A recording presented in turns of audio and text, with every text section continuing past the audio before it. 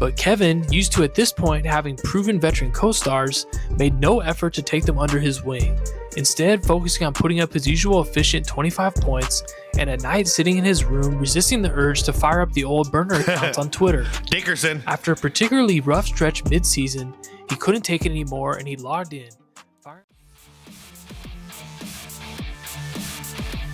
All right, welcome back to the show, everybody. I hope y'all are having a great day so far.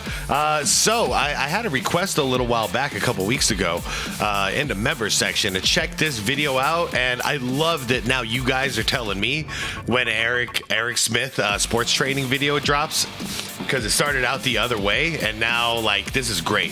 So I'm really happy that you guys are checking for these videos, because this is one of my favorite content creators right now, you guys.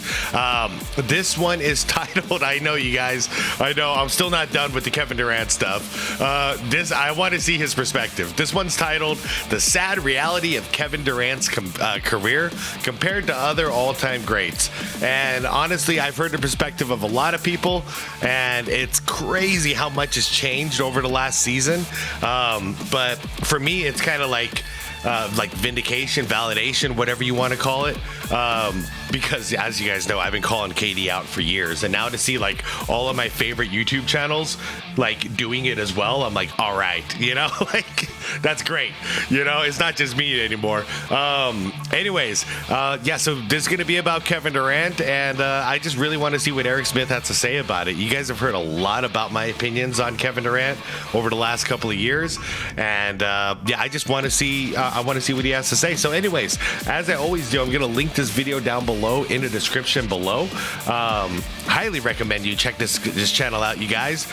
He's at 1.81 thousand, so 1,800 subscribers, and it's just one of those. I'm going to throw it out there. I feel like he does. I mean, I feel like he should be, you know, around like 20,000-30,000 subscribers at this point. So anyways, link is down below if you guys want to check out his channel. So far, every video I've seen on his channel is an absolute banger. So with that out of the way, let's get to this, guys. Like the video if you could. Hype the video if you want to get this to more eyes. I mean, heck, it's good for me if it gets to more eyes, and it's also good for Eric if it gets to more eyes. So, you know, that one's up to you. And yeah, without further ado, let's do it. Sorry for pushing Eric's channel so much, but I really like, I'm always dumbfounded when I look at that subscriber count. He just deserves so much more. Not convinced? Let's watch this video. It'll probably convince you. Here we go, you guys. Kevin Durant, clearly a once-in-a-generation talent. With a smooth handle and a ridiculously quick release for a person of his size, he has had an outstanding career by any metric. But while he is a deserving two-time Finals MVP, his career is also a sad case study in the detrimental effects of insecurity and a lack of belief in those around you can have. Insecurity is a key word here. The topic of this video is exactly that. What have other elite players who have had similar talent and skill as Kevin Durant done in a team setting to forge winning environments and cultures? Each one had a slightly different approach, but all of them worked in their own way on some level. Kevin came in with Russell Westbrook, Jeff Green, Serge Ibaka, and James Harden on a young Supersonics and eventually OKC Thunder team. If you look at the careers of Westbrook and Harden alone, that is a stacked team. But yes, at the time they were all together, they were all very young. And I can't remember the guy, but the GM or the guy who's in charge of basketball operations out there. Man, what a genius he was. He put together this team, and then now he put together the current OKC team. Like, what are the odds of that, man? So it's not luck. This guy is brilliant. Now let's look at other elite champions from modern times. MJ, LeBron, Kobe, Larry Bird, and Magic. Yep. The only ones who had great team success right away were Larry and Magic. Just look at Larry Bird's college career. He stayed loyal to one initial recruiter who had him to come to Indiana State. They had never even made the NCAA tournament before. They to this day are still the first team to ever make the NCAA tournament final in their first appearance.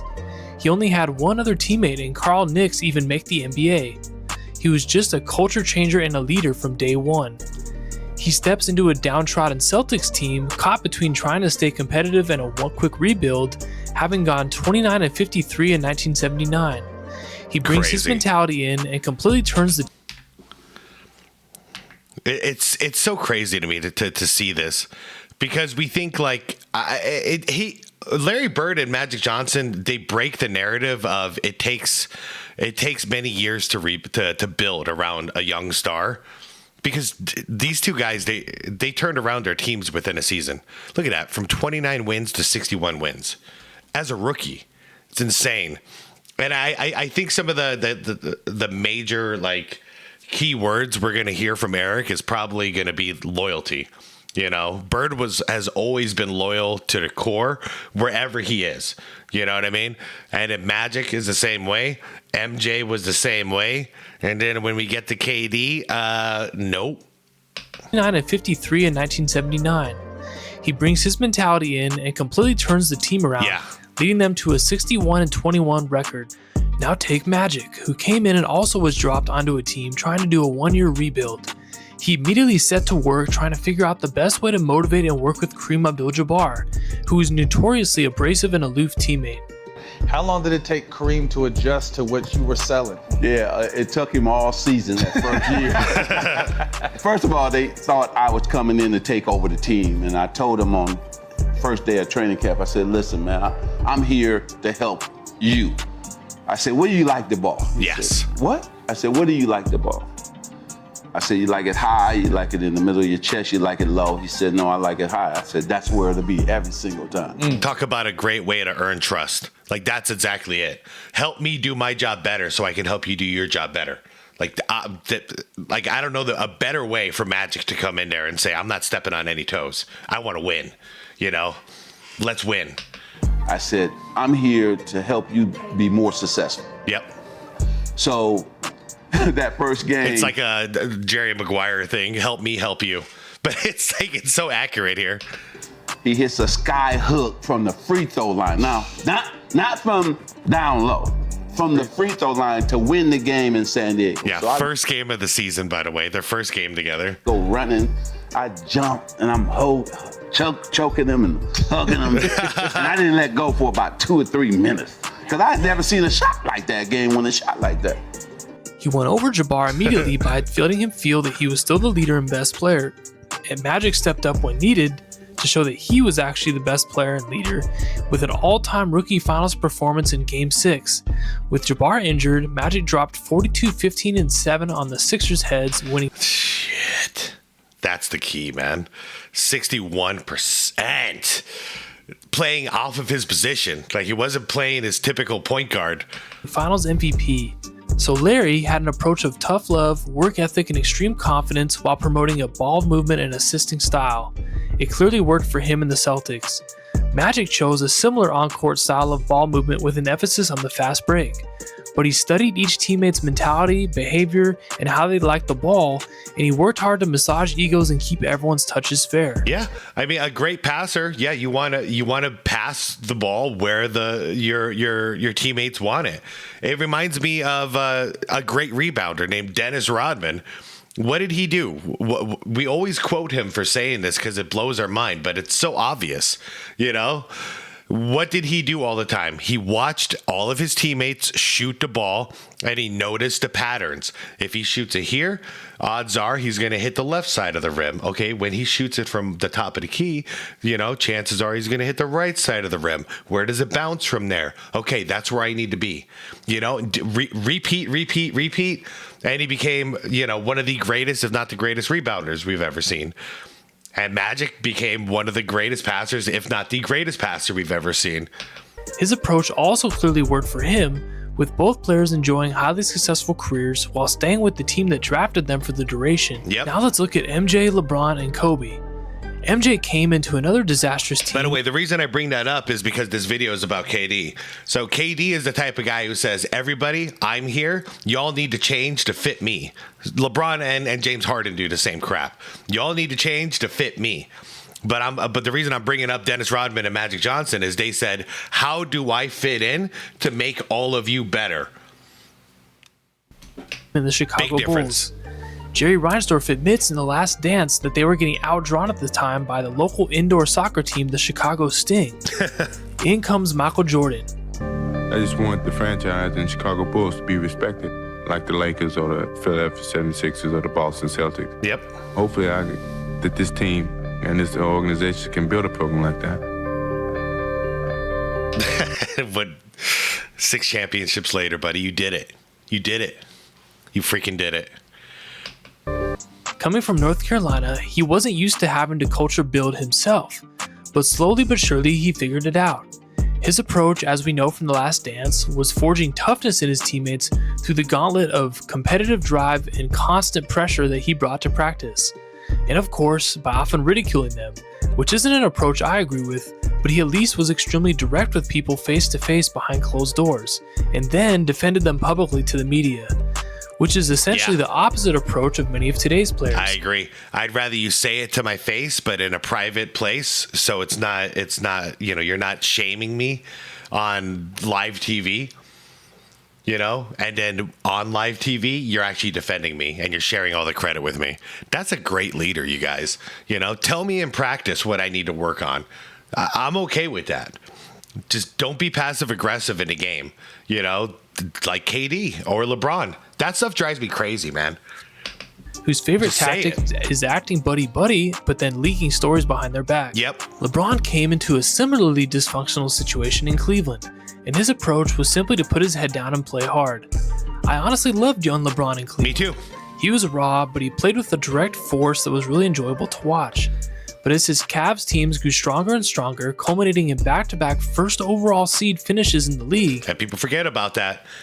Yep. So when people say that, like, oh, his team sucked. Okay, well, they didn't all season. They were the best team of the regular season. What happened in the playoffs? This is where the choking narratives they came from. It started early. But I got to say, even though they were underperforming in the playoffs, a lot of us, not all of us, but a lot of us, including myself, I was a LeBron fan all the way until he went to Miami. I didn't believe in him as being like the guy who can close it out like an MJ or a Bird or whatever when, the pressure was high. But I was a fan of his for sure. We all saw his weaknesses, and we waited for him to address them in the offseason like all-time greats. Yeah. But instead, in my opinion, he got bad advice and started to think of his teams as pawns that can be moved around the board to support him, the king. Yep. I honestly don't think LeBron thought like that at first, but he was convinced, and now that mentality is firmly a part of his belief system. Yeah. But we do have to acknowledge he's won 2 more championships than Kevin Durant. So what can we glean from LeBron's approach that worked? Pressure. From that last year in Cleveland until even today for the Lakers, throughout the season, he puts constant pressure on his teammates, the coaches, and especially the front office, using various strategies such as leaking stories, calling people behind the scenes. When that doesn't work, mercurial Twitter posts, and then finally interviews like the famous "We Top Heavy as Bleep" interview. That's right. This pisses me off. If you want him to fit in, let him play the low post like he's supposed to. It's Kevin Love. Did you guys see him play in Minnesota? The guy was an absolute monster. He'd be getting 25 points and 20 rebounds like it was part of his religion or something. It was brilliant. But then you put him on the wing and made him a wing shooter, just like you did to Russell Westbrook years later. And then you're saying, like, why can't you perform? You want him to fit in. Let him be him. Stop making him fit into your style, LeBron. Once again, why I said that early on. Guys like Magic and Dennis Rodman or whatever. It's like, how do I make you guys better? That's how it should be. How do I fit in with you? This strategy, in my opinion, is super short-sighted in that essentially the GM, the coach, and the role players know that if they don't play to your standard, they're getting shipped out. Yep. But it can work in the sense that everyone is extremely focused for a short time to give their best to not be put in your crosshairs. Imagine it, like if it was up to LeBron, if it was a LeBron-led team on the Bulls back in the day, back in the 1990 playoffs, when Game 7, Scottie Pippen had a migraine, LeBron probably would have shipped his ass out. Oh, yeah. And then imagine what he would have missed out on. Because Scottie was an integral part of those 6 championships, but you had to give him time to develop, to grow. Because he it started out rough the first couple of years, as it should. He was a young kid still at the time. But if you have zero tolerance and zero patience, then yeah, you never form a real legit team anymore. Everyone is just a mercenary. But it has backfired numerous times for LeBron in the long term, with teammates like Mo Williams, who LeBron leaked to the media wasn't a good enough co-star, or Dwayne Wade, who took a pay cut so that they could re-sign Bron before he left. Yeah, Mo was great, by the way. Or Russell Westbrook, who was convinced to come by LeBron before that relationship disintegrated. Or Kyrie, who got sick of playing second fiddle and being asked questions about LeBron being his father figure. Yeah, and when it comes to Westbrook, you take a triple-double machine and then you make him a wing shooter, so he never has the ball in his hands. Brilliant. But nonetheless, LeBron's approach of applying immense pressure to the team worked in short stints. Yes. Lastly, Kobe, who got so frustrated with Shaq telling the media that Kobe couldn't win without him, was determined to get out of LA until Shaq was traded first. Kobe's approach the middle part of his career was essentially work so hard and be so psychotically committed that everyone else will follow suit, to the point that he wouldn't have to associate or even talk with them outside of timeout. Yeah, he used the ultimate lead by example situation. Like, that's it. That's how he wanted to lead. Until his later years, he started getting more vocal. And by later years, I mean like 2008, right around then. And sometimes not even then. The ceiling of this approach was a 3-1 lead as a 7th seed over the 2-seeded Phoenix Suns, famously hitting a clutch floater to tie and then a walk-off fadeaway to win Game 5. But after media critiques of Kobe being too selfish in Games 5 and 6 started swirling, Kobe played facilitator in Game 7 to prove a point that his teammates were bums. I was thoroughly disappointed at the time with Kobe for this. Me too. Because while a team of Kobe... I wasn't, because it was against the Suns. I relished this. I laughed my ass off at this. And but because I did that, I can tell you 100%, I think that was his lowest moment. That was like the worst Kobe Bryant moment, was when he chose to do that. I was in shock. We were in shock that he did it, but we were very thankful because we felt like he gave us the game and we got to move on in the playoffs. Lamar and mostly G League quality players was pretty disappointing from the front office. I feel he could have helped turn Lamar and a few of the young players into pretty good players. Agreed. And probably finished off that upset if he took a different approach. I mean, this was before he accepted his role. He had to accept his role eventually, because your Lamar Odom was your Scottie Pippen type player. So you can't just like bail on him and assume that he's going to be great on his own. Like, he needs you to be the scoring assassin so that Lamar Odom or Scottie Pippen, who they're kind of interchangeable here, can do their thing. Play point forward, be more of a facilitator, a defensive stopper, a rebounder, a shot blocker. You know what I mean? But Kobe, yeah, he listened to the media too much during this time. I got to say, he let the media really get to him. But after years of frustration, he finally changed his approach after talking to MJ. Yeah, he figured it out. He started investing in his teammates and immediately won 2 more championships. So Kobe's approach of standoffish excellence didn't work whatsoever. Yeah, and I'm sure MJ taught him, because Phil was always trying to get MJ to teach Kobe this lesson, which MJ had to learn this lesson too. It took him years in the beginning, which is what Kobe did against the Suns. That was the opposite of what Phil wanted, and is the opposite of what Jordan wanted him to do. AKA, he took over the first 3 quarters and then he stopped shooting in the fourth. No.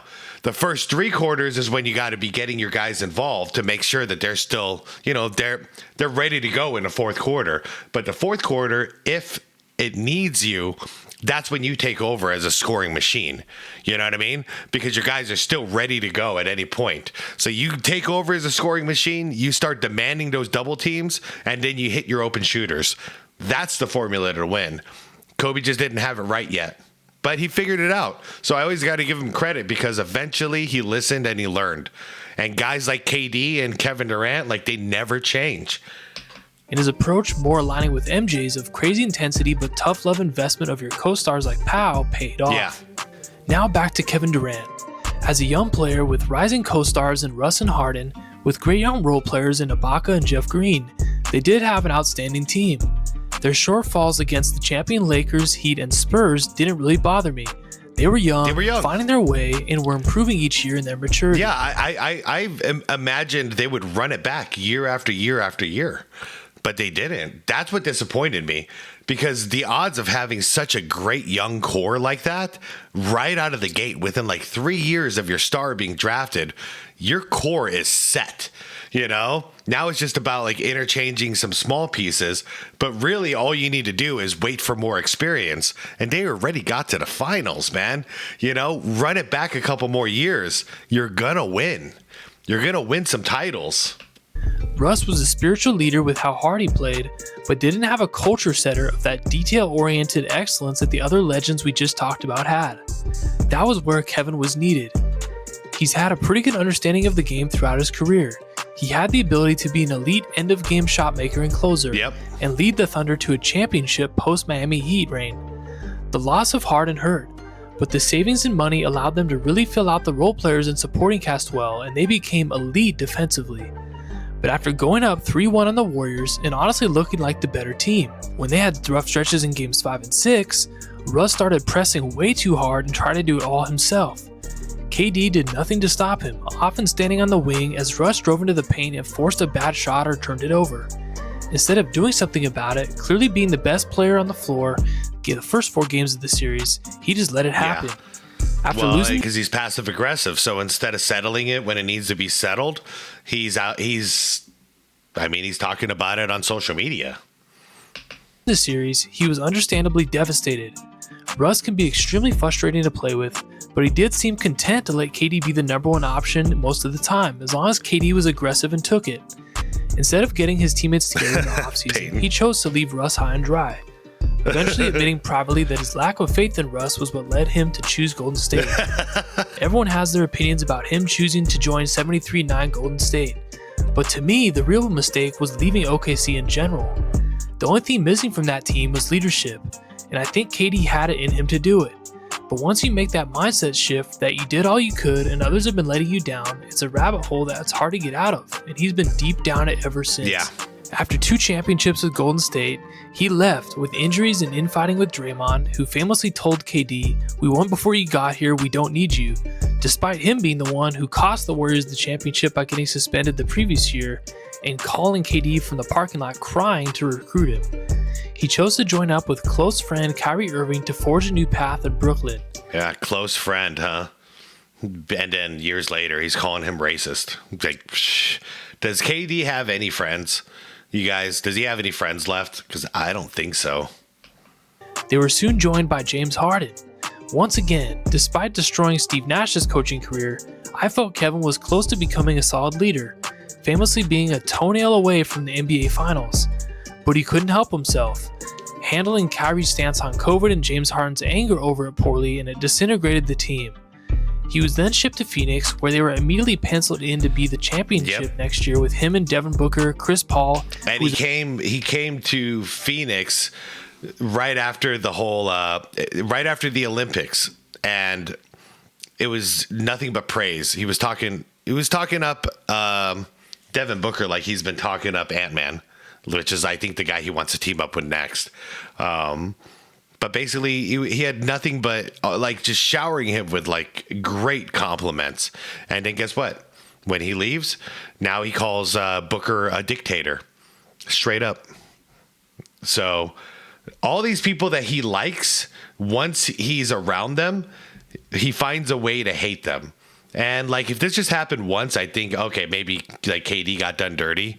No, he's the common denominator in every single one of these. So he's definitely the problem here. Paul, who was eventually shipped out for Bradley Beal. But they were only 4th in the West and lost in the second round. The next year, they had a slightly better record, but got blown off the floor by Anthony Edwards and the Wolves in the first round. At this point, Kevin was fed up with his teammates despite handpicking the Phoenix Suns as his trade destination. It's funny, fed up with us. We were better without him. We were fed up with him. At least most of us here in Phoenix. Chemistry completely fell apart the next year, missing the playoffs despite him getting his usual averages. This, in my opinion, is one of the most stacked teams on paper to not make the playoffs of all time. I agree. And that's why a lot of you give me crap because I say like the Suns actually they performed better than any of us expected them to. Why? Because with KD and Bill, we didn't make the playoffs last year.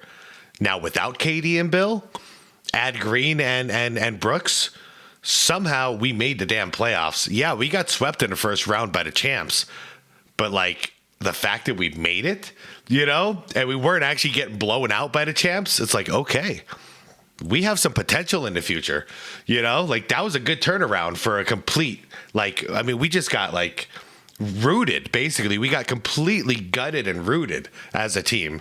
So that's why I say, hey, it's better than we thought it was going to be this year. Not too bad. Good enough. Kevin, however, after hearing that he was being shopped, stated that he was tired of getting traded and lobbied to stay. But he saw the writing was on the wall and he accepted a trade to Houston.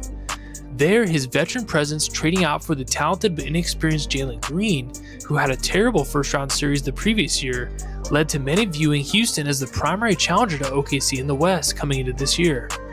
But given another chance to use leadership to take an elite team over the top for the third time in his career, he sadly went another route. Watching the games from last year, Houston did have a somewhat ISO-driven, not much fun to watch offense, with Şengün being a great Jokic-light distributor from the high post. Yeah, I saw their identity as more of a defensive, they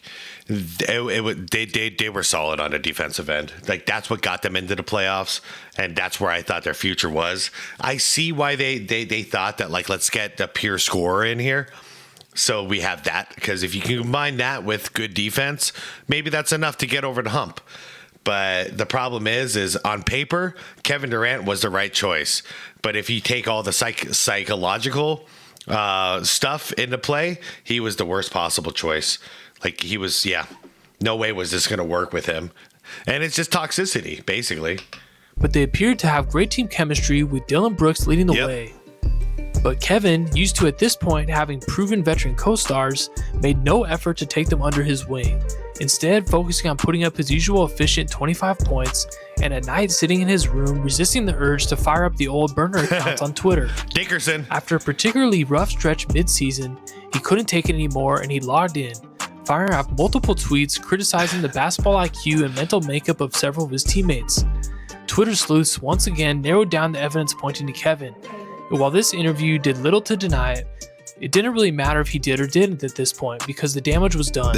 There was allegations of the All-Star that you used a burner account to disparage current and former teammates. The handle for the burner was @GetHigher77. Is that your account? Did you send the messages to that? I know you gotta ask these questions, but I'm not here to get into Twitter nonsense. I'm just here to focus on the season, keep it pushing. But I get you got to answer those questions. Yeah, that's... I love that he said it right there in the corner. Yeah, it was me. Yep, that's basically it. Yeah, it was me. Yeah. Anybody else would have denied it if it wasn't him, but he can't do it because his team knows it's him. So they probably already had that conversation. Its chemistry has looked terrible the last few months and has looked even worse in the playoffs. Kevin has regularly drawn double teams and just chucked the ball to random places. Sure, his teammates should be moving and cutting, but at this point, they're used to just watching him play ISO. And the sad downward trajectory of Kevin Durant's ridiculous potential to win 4 to 6 championships in his career if he showed a bit more leadership continued.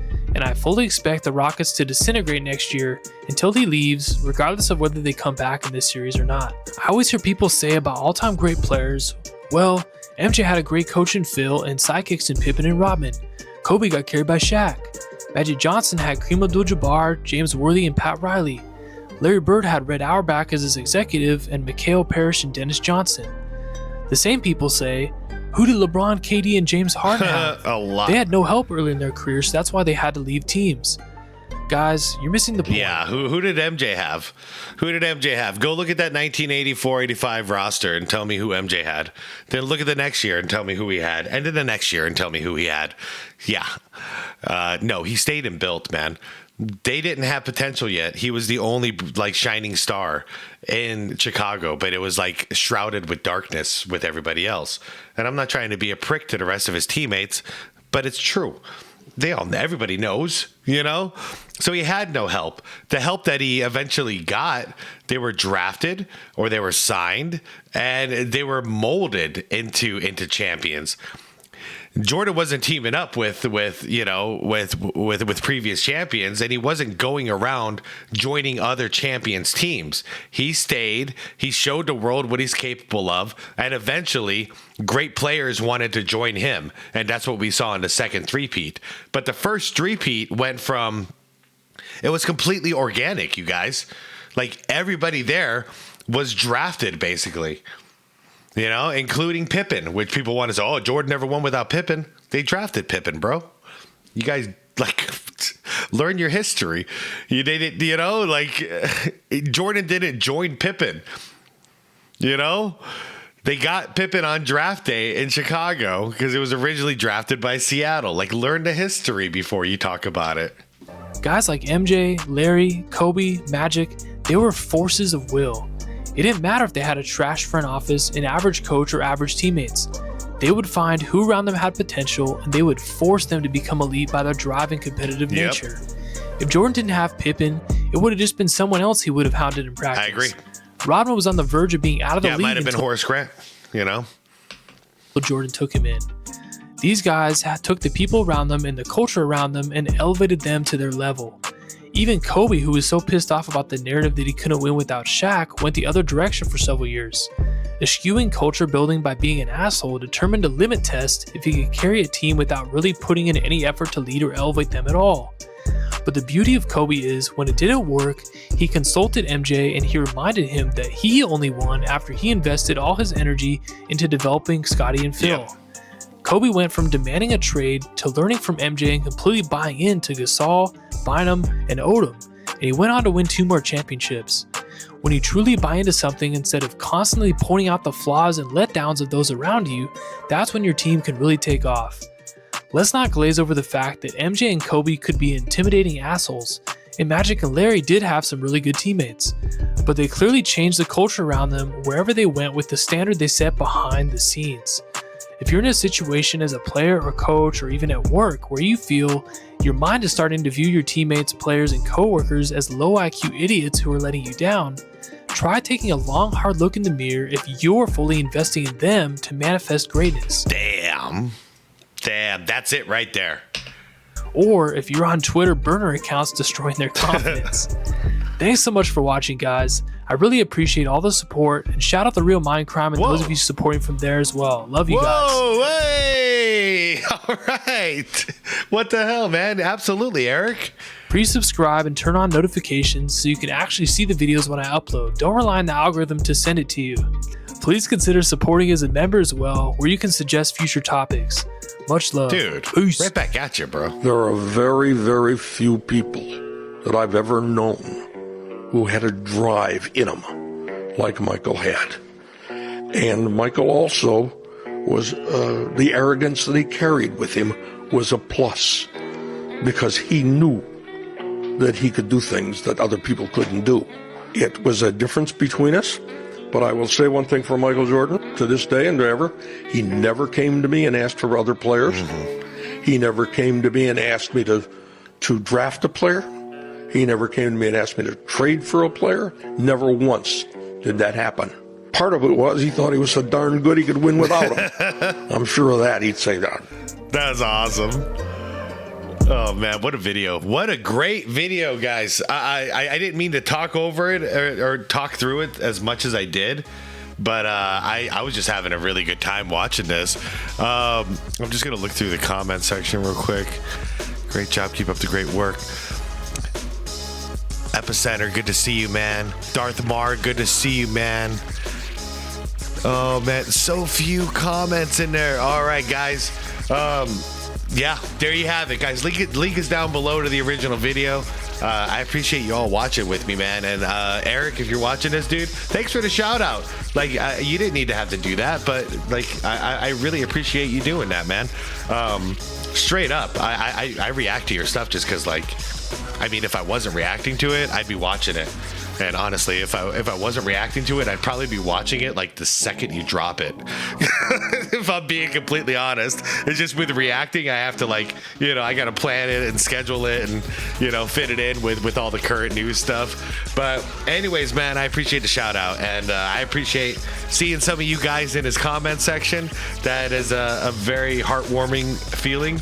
A couple of you guys that are listed in there that I see you guys all the time in my comment section, and yeah, I appreciate you all. I don't feel like I need to say much on the outro here because I think you guys get the point. There are different types of leaders, and this just happens to be a guy named KD who he doesn't even want to lead, but he wants the power and the credit of a leader. Yet he wants to ditch all the accountability and blame all of his teammates for all of his shortcomings. But I'm sorry, man. In any other job, if your crew sucks, we look at the manager and say, this manager sucks. This manager's not managing shit. So if you want that, you want to be the guy, you want to make the most money, you want to be that person. Well, that comes with freaking responsibility, KD. And that responsibility is, excuse me, assembling the crew, getting everybody in line, preparing them for the game. Whenever I see KD in practice, all I ever see him do is work on a shot. Yo, that's the one thing you don't need to work at. You're one of the greatest shooters of all time, KD. How about helping your teammates get better? That's what I think their practices should be dedicated to. If I'm KD, I'd be thinking, shoot, I mastered the jump shot, like 12 years ago. All right. So for the last 12 years, why have you just been working on your shot in practice? Work on your leadership skills, and while you're working on those leadership skills, the natural evolution is going to happen on your teams. You're going to be teaching them to improve, not on Twitter, in face to face, in real life, in practice, which is what that time is supposed to be all about. That's what Jordan did. That's what Bird did. That's what Magic did. That's what Kobe did. That's what all the greats did. That's where you develop your teammates. So if your teammates are coming up short, Katie, the responsibility falls on you. Why? Because if you win a championship, the credit goes to you. Okay, so you can't have one thing without the other. You got to have the dark side and the light side. You can't have the good without the bad. Sorry, buddy.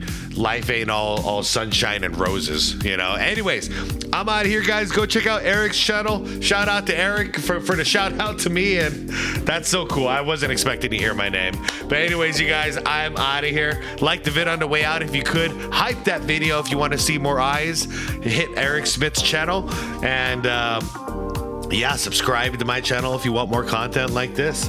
And most importantly, is to be water, my friends. I really appreciate you all. By the way, before I go, I got my order in for my my silver, what the hell is it called? My silver plaque for the 100K.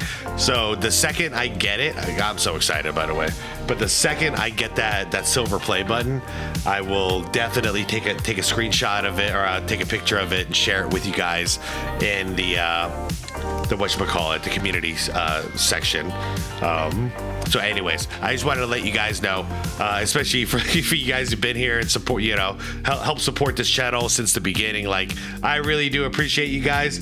And there's a part of me that accepted that I hit 100K during that celebration, but there's the other part of me that I need to see that plaque. You know what I mean? I need to see that silver button, and then it'll feel really real to me. So that's all the reporting I need to do, guys. Thank you so much. I really appreciate you all. And let's keep rocking. All right, guys, I'm out.